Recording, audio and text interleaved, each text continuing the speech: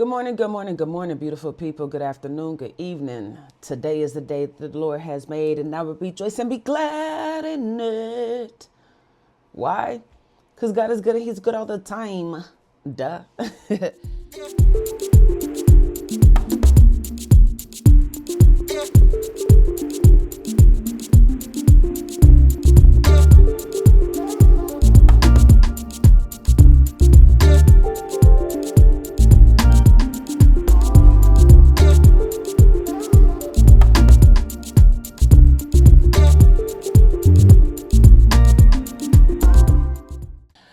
Bam! Y'all know we back at it, man. We back at it. And guess what chapter we on this time? Motherfreaking chapter 8.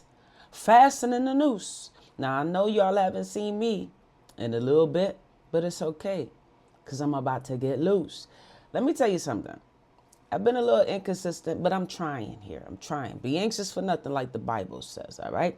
Without further ado, let's get into the next chapter. Like I said, fastening the noose. Chapter 8. But Sheriff Reed took the recess as an opportunity to once more strike the pose as a brave country lawman. At one point, as he threaded his way out through the dense crowd surrounding the courthouse, he leaned into a circle of journalists and whispered that he'd just received an urgent message from Atlanta. The sheriff warned one reporter, said, that 1,000 rounds of ammunition are en route to coming, though he declined to give the source of his information. If the writer sounds skeptical about the sheriff's tale, perhaps it is because there are no other references to such a shipment and no evidence that any such threat ever existed. But that moment gives a clear picture of Reed on the day of the trial, desperately playing to the crowd, trying to somehow keep himself center stage, particularly as photographers focus their cameras on the dashing soldiers of the Fulton Blues. When a reporter asked Reed to elaborate on the story, the sheriff confessed that he did not believe this report to be true, but hurried to add that he was making arrangements to intercept any shipment should it be en route. No matter how broadly Reed played his role as guardian of the county, Judge Morris was the real ringmaster of the day. On the date of the trials. And Catherine's soldiers were stars of the show. One reporter noted that while there were enough determined men in coming today to overpower a sheriff's posse and hang the accused men to the nearest tree, those who felt that the two rapists deserved immediate death were stopped by the businesslike look of the men behind the army rifles. As hundreds of whites milled around the courthouse and tried to catch a glimpse of the prisoners inside, the signs of martial law were everywhere. According to the Constitution, the military guard kept at a safe distance a crowd that would have otherwise made short work of the accused Negroes. The Georgian said that Major Catron was 24 men stationed, that Major Catron has 24 men stationed in the courtroom.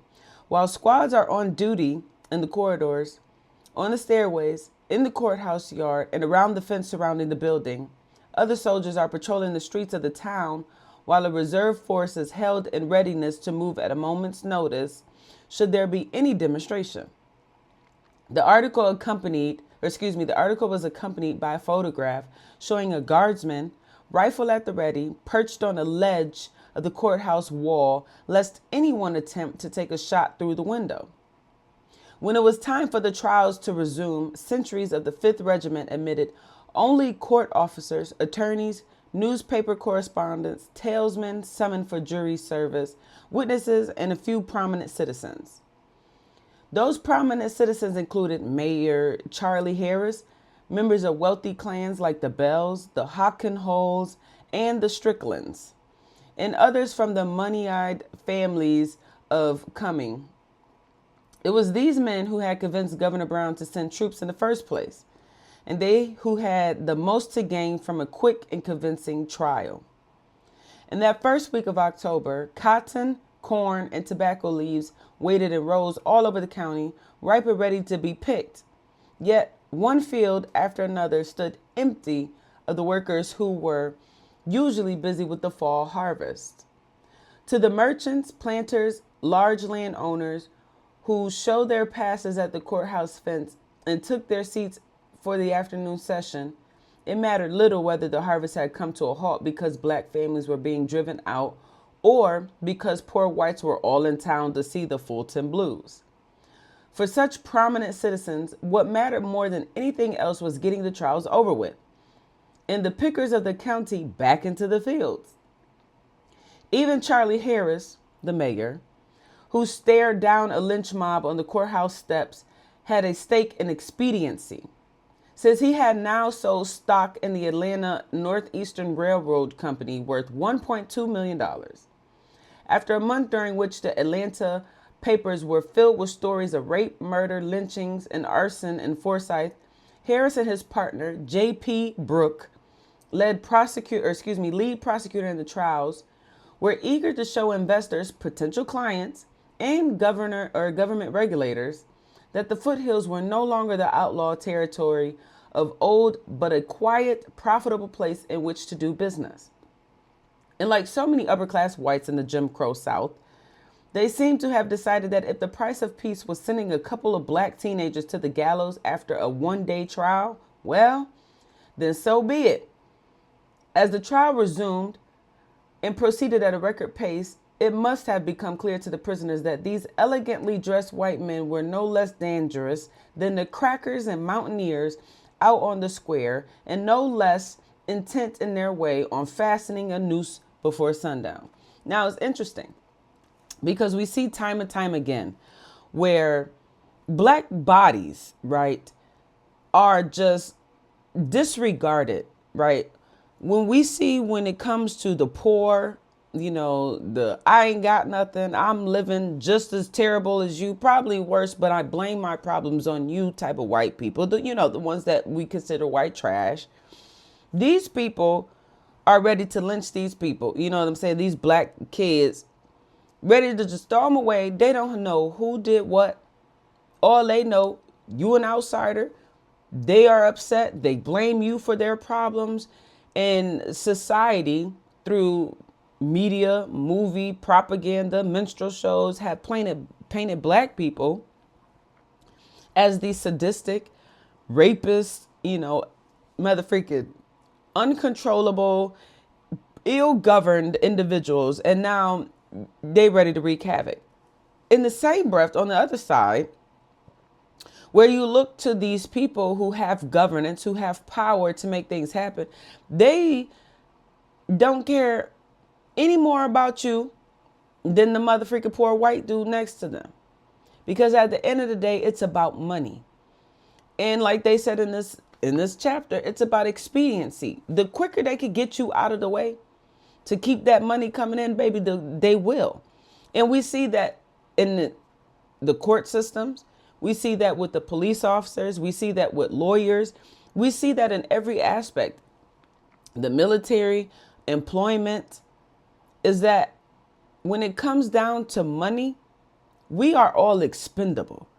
So they don't give no damns what they do, no matter how unethical, immoral it is.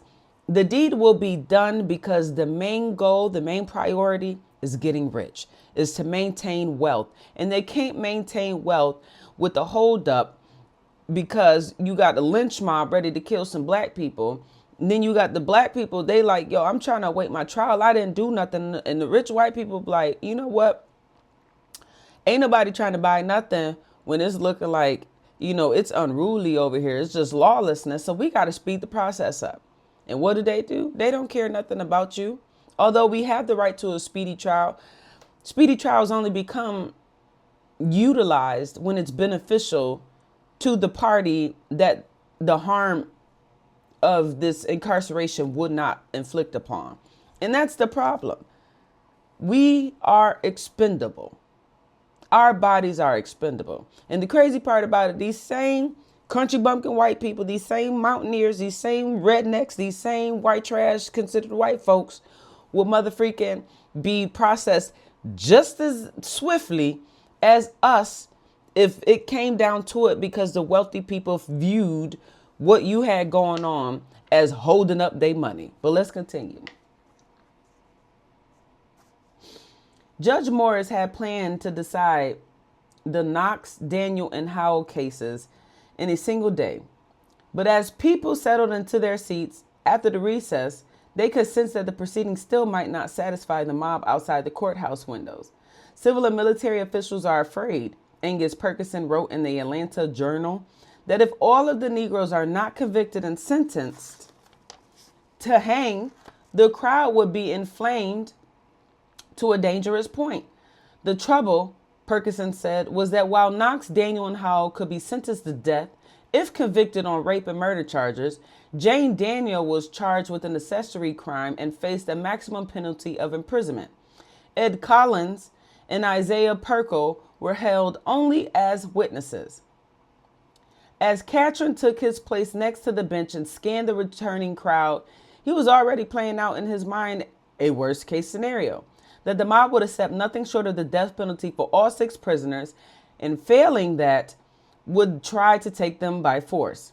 If any one of the 6 fell into the hands of the crowd, Perkison wrote, it is admitted by everyone that he would be lynched immediately. As the trial resumed, Catron ordered his men to have their rifles loaded and bayonets fixed. The subpoena list for State of Georgia versus Ernest Knox includes a number of witnesses the audience expected to hear from during the afternoon session. Among these were Sheriff Reed and 4 white neighbors of the Crows, Joseph McClure, W.R. Stovall, Royston Smith, and C.O. Wallace.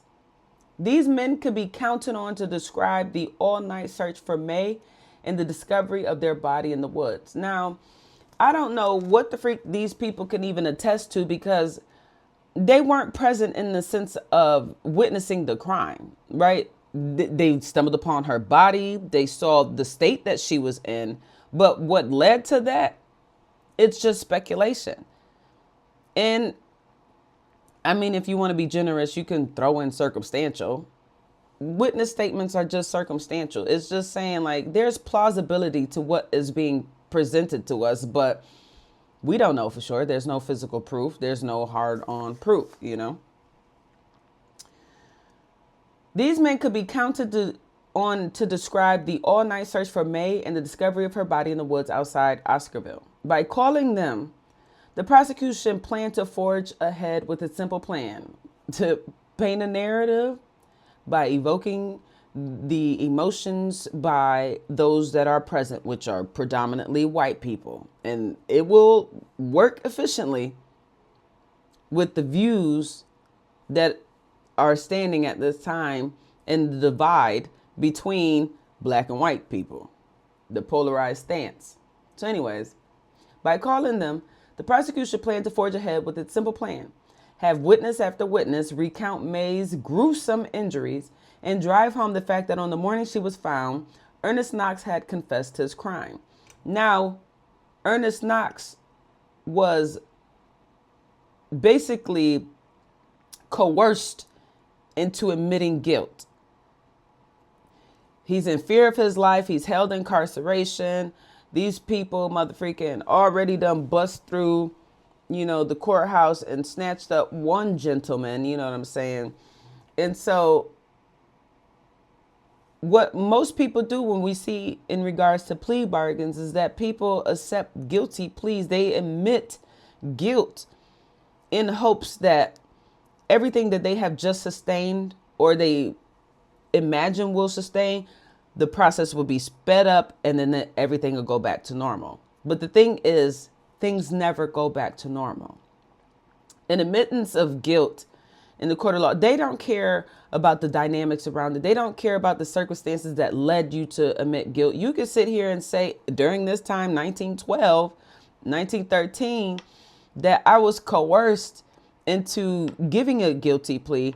They would not give a damn, because at this time it was very common for black people to be coerced into admitting guilt due to the threats of lynching, you know, harm to their family and stuff like that. It's the same thing we see with in regards to immigrants and deportation, where people falsely believe that a lot of them are involved in criminal activity, and it's just not true. Majority immigrants evade any dealings with people, especially criminality, because of the fact that they are afraid of deportation. And even those that are first generation born here and so forth, they are less likely to participate in those activities as well, because it's a protective mechanism for their families, for themselves, their loved ones. It's a mode of survival, right? And so people admit guilt, or they subject themselves to standards that they wouldn't normally subject themselves, like immigrants subject themselves to crime and to sustain crime without ever getting any help, because they're not going to reach out to the cops in fear of their lives just falling apart. Deportation, mother freaking incarceration, all of the above. You see what I'm saying? And so in this instance, when you have a gentleman admitting guilt, it doesn't necessarily mean he did it. Even today in 2025, we see these same immoral and unethical practices still being carried out. You could check your local jail census and see the amount of people that are held in their pretrial detention, and they have never even been brought before a judge to rule whether or not their arrests were made lawful. A majority of the people held in jail currently are held there unlawfully. And because of the circumstances, because they're just sitting there like this, these individuals, they're sitting there, they're in fear, they're stripped from their freedoms, lives, and liberties, and they're in fear that the worst is going to happen, which is pretty much a lynching over something that they had nothing to do. They're more likely to admit guilt because I would rather speed this process up than to deal with the stress, that comes with just sitting and waiting to find out what's going to happen. 1912, and here we are in 2024, and these tactics still happen. People think corruption just fell apart within the criminal justice system. No, it just became more covert, right? Many of us were aware of it earlier on. Most of us, a good portion of us, are blind to it. We are oblivious to it currently because, one, we don't have any dealings with it. Two, because society has pushed these fallacies into thinking that the criminal justice system is not as jacked up as it used to be, as raggedy as it used to be, because of all these reforms. And then there's these reforms that we can't even articulate what they are, because we don't even know what they are. Interesting.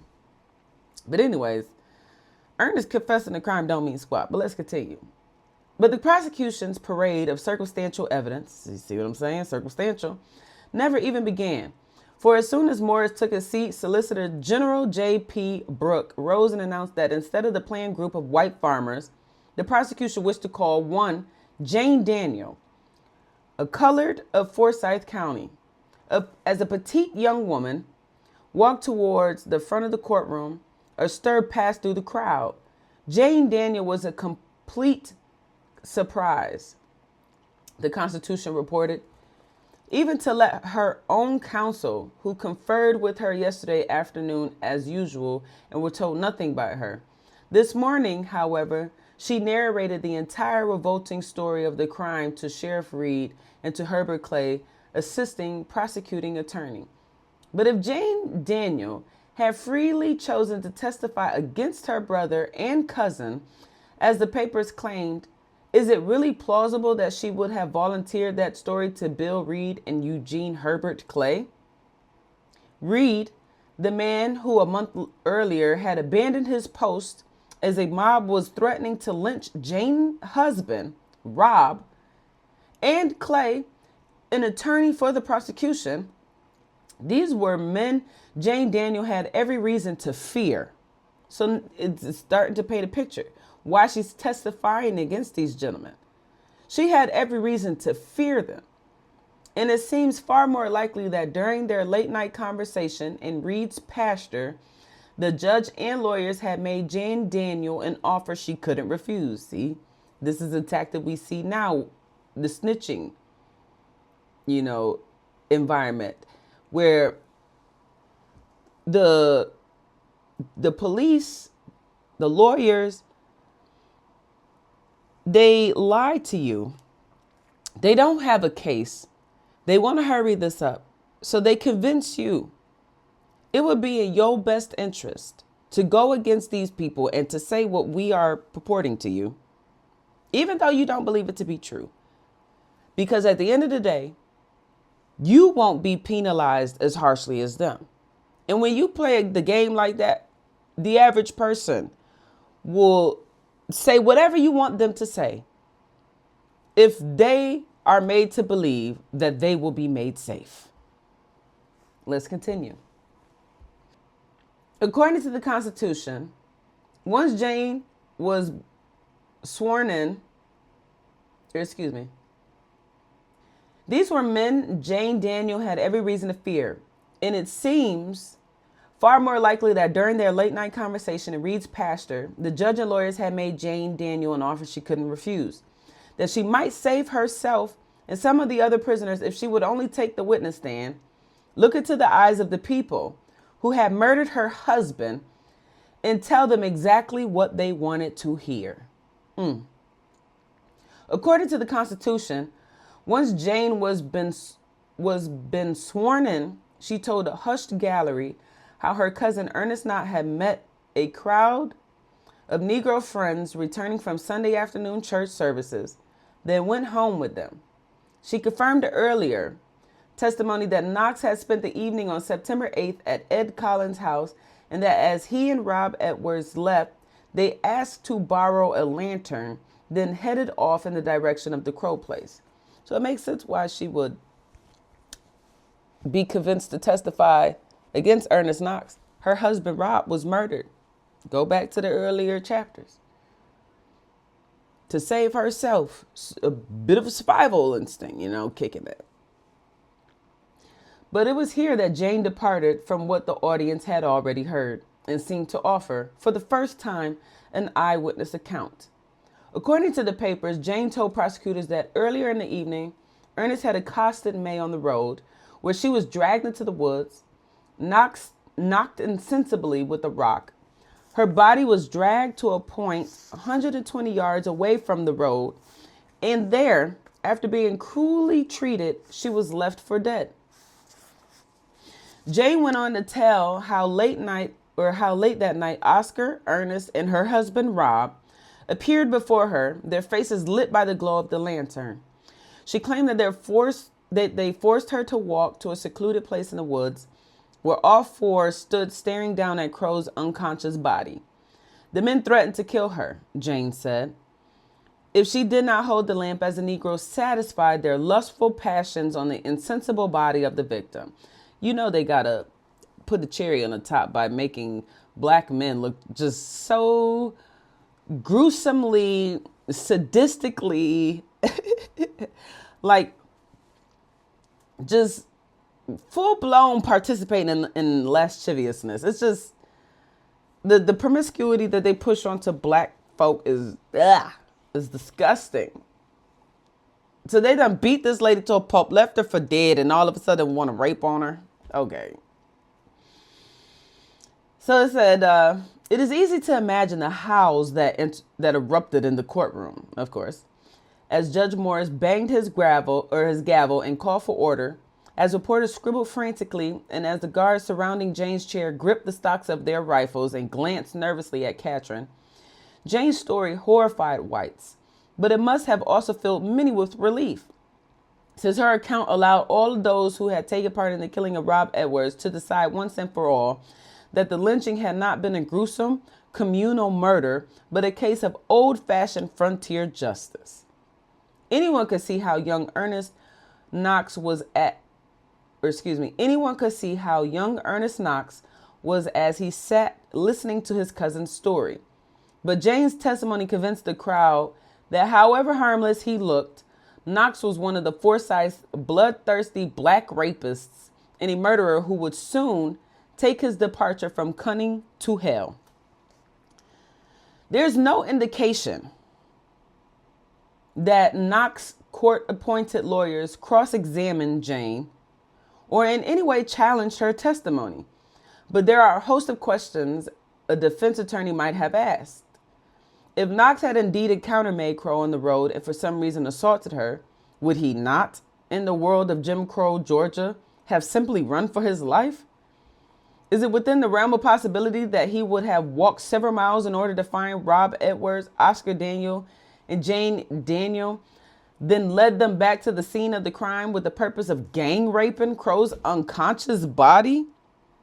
Surely, if he had told Rob Edwards and Jane Daniel of such an attack, their first move would have been to get Ernest Knox as far away from the mobs of Forsyth as possible. Instead, the next morning found him watching all of the excitement on the lawn of the Pleasant Grove Church, looking for all the world like a boy with nothing to hide. It's interesting. Yeah, somebody who did all that, you would think that they would have evaded the scene, fled, got up out of here. Nah, bro was at church watching the white people show up, the lynch mob. Like, damn, what the freak is going on here? That just seems logical. Jury deliberations lasted 19 minutes.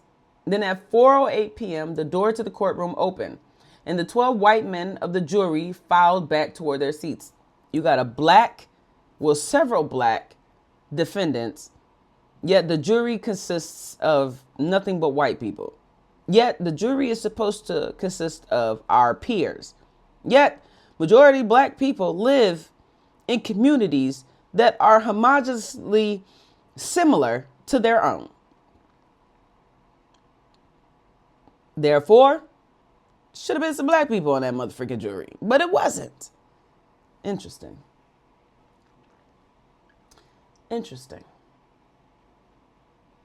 When Judge Morris called for their verdict, Foreman Tom Poole rose and said, "We, the jury, find the defendant guilty."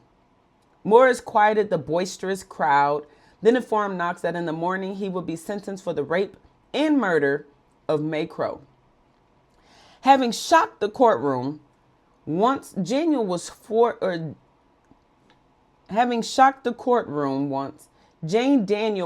to give an encore during the second prosecution of the day.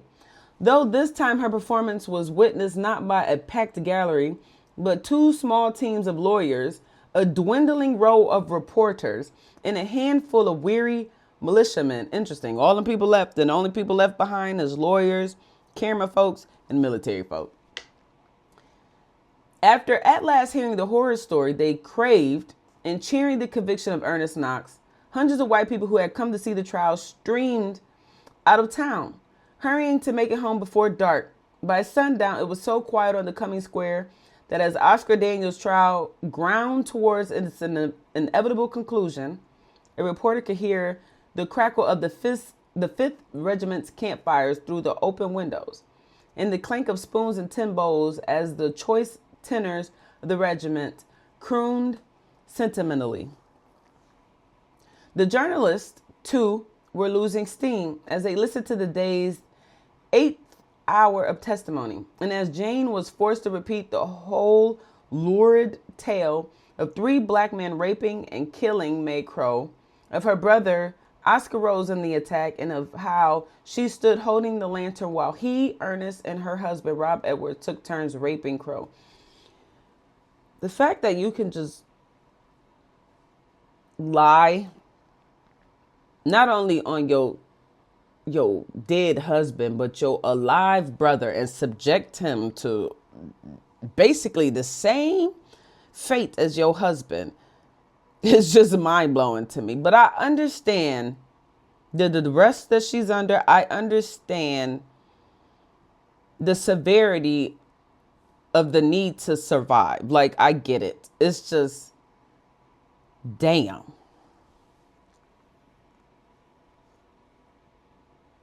Jeez Louise. The few spectators left surely jeered and hissed at Oscar as they had at his cousin Ernest. And the closest anyone came to sympathy was when a reporter described the 18-year-old Oscar Daniel as a shade more human looking than Knox. They described Oscar Daniel a shade more human looking than Ernest Knox. Unlike his cousin, who'd confessed his crime to Marvin Bell, Oscar Daniel maintained his innocence throughout the entire trial and would continue to do so for the rest of his life. And in Jane's story, Oscar was only later drawn into a plot that had been begun by Knox and Edwards. Even to whites eager for a hanging, Oscar seemed the least culpable of the three. As he sat in his handcuffs, watching his sister through the candlelight and listening as her words quietly sealed his doom, at least a few jurors must have seen before them not a fiendish black rapist, but a frightened teenage boy.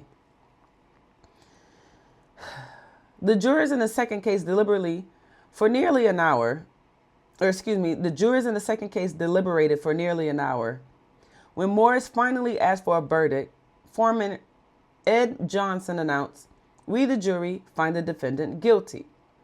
It was 9:20 p.m., and even the low murmur of the soldiers in their tents had fallen silent. A hoarse-throated Morris rose and declared that Oscar Daniel, guilty of rape and accessory to murder, would be sentenced first thing in the morning. After more than 12 hours, both cases were closed.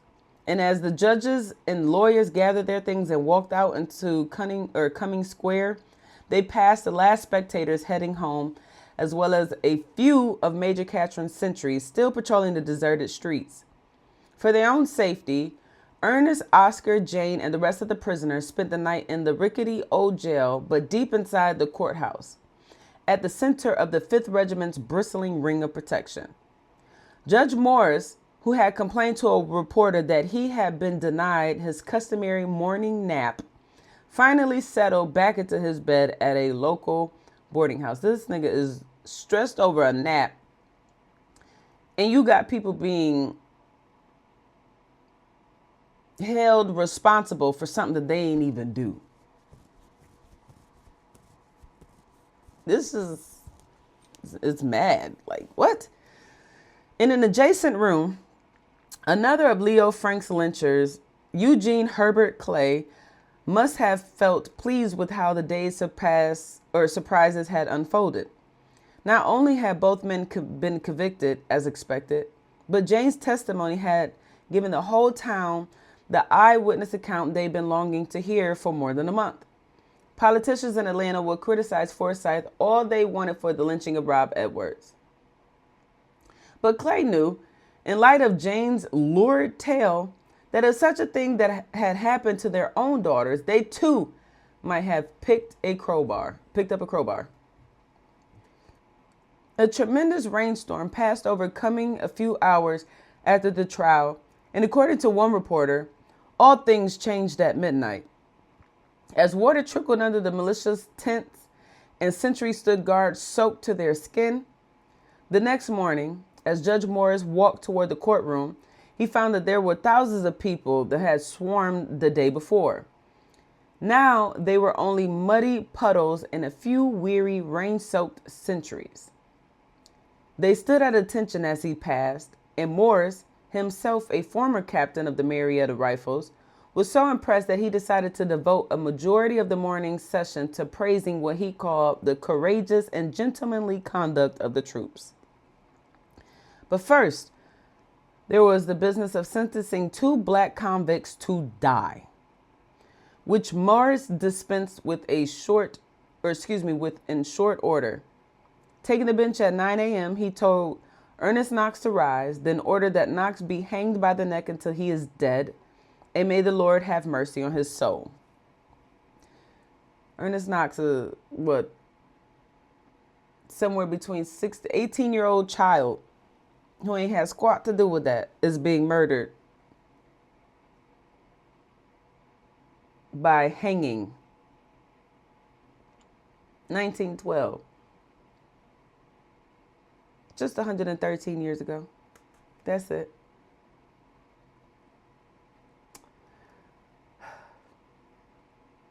Morris sentenced Oscar Daniel to die in the same manner, even though they perceived him as being less guilty. That's crazy. She's Louise. Morris sentenced Oscar Daniel to die in the same manner, Georgia law required a waiting period of at least 20 days before conviction and execution, and Morris granted the men exactly one extra day of life, setting October 25th as the date for the double hanging.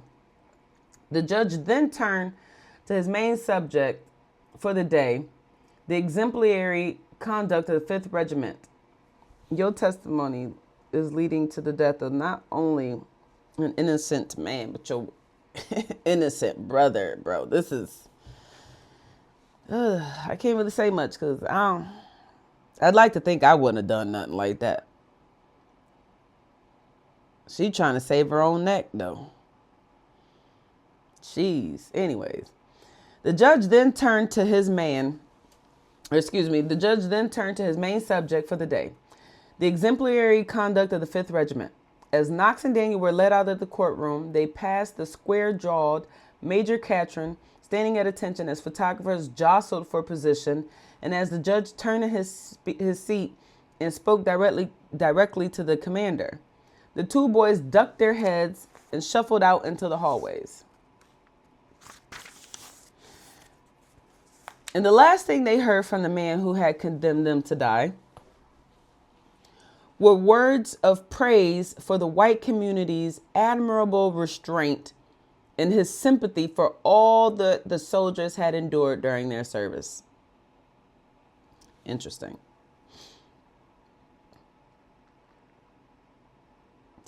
Interesting. It speaks well for the citizens of Forsyth, Morris said, that they should have exercised the degree of restraint that they did. He ended with an encomium to the Fulton Blues that was reprinted in all the papers. I want to thank both officers and men, Morris said. Every member of this detachment have been courageous and gentlemanly. They have endured much hardship and they came here at a sacrifice. When court was adjourned at 10:30 a.m., the soldiers broke camp, formed up ranks around the prisoners, and began the long, soggy march back to Beaufort, where they would catch the train to Atlanta. On their way out of town, they passed through what Angus Perkison of the Journal described as a crowd of 700 men who neither expressed nor attempted violence. This new calm may have reflected white satisfaction with the trials and the 2 death sentences. Or perhaps it was a product of exhaustion, which seems to have been the prevailing mood. Even among the militiamen, every man of the whole detachment, Perkison wrote, was wet, and they began to march, worn and bedraggled. Asa Candler, a captain of the regiment, later told reporters that as they walked the muddy roads between Cumming and Beaufort and crossed the swollen creeks and branches of the Chattahoochee, at one point Ernest Knox surprised everyone by speaking up. When Candler asked what the trouble was, Knox glanced at the soldiers around him, then asked for permission to make a run for it. The captain couldn't help but laugh and pointed out that there were a score of men in the battalion who could pick off a man running at 1,000 yards. Knox nodded and said he understood. What he was asking for a chance to be killed right then. Candler refused, and Knox walked the rest of the way to Beaufort, handcuffed to Oscar Daniel. When the train arrived back in Atlanta, the officers in charge did something surprising. Having deposited Knox and Daniel safely in their cells, they led Jane Daniel, Ed Collins, and Isaiah Perkle to the front of the Fulton Tower, unlocked their handcuffs, and said that they were free to go. All 3 disappeared into the city and vanished from the pages of the Atlanta papers, eager, no doubt, to begin the search for their families who were scattered among the hundreds of refugees who had fled Forsyth. The one prisoner not released was Tony Howell, who Judge Morris had hoped to try for the attempted rape of Ellen Grice. Y'all got to go back to the beginning chapters read out loud. It's a whole hot mess. They snatched up Tony, another man that had squat to do with Ellen Grice, which is Ellen Grice is a woman who sat here talking about she woke up with a strange black man in her bed. when her husband came home.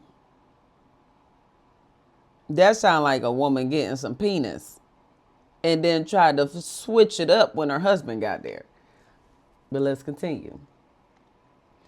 But on the day Knox and Daniel were sentenced with no other business before the court, Sheriff Reed had informed the judge that none of the black witnesses summoned to testify in the Grice case had appeared.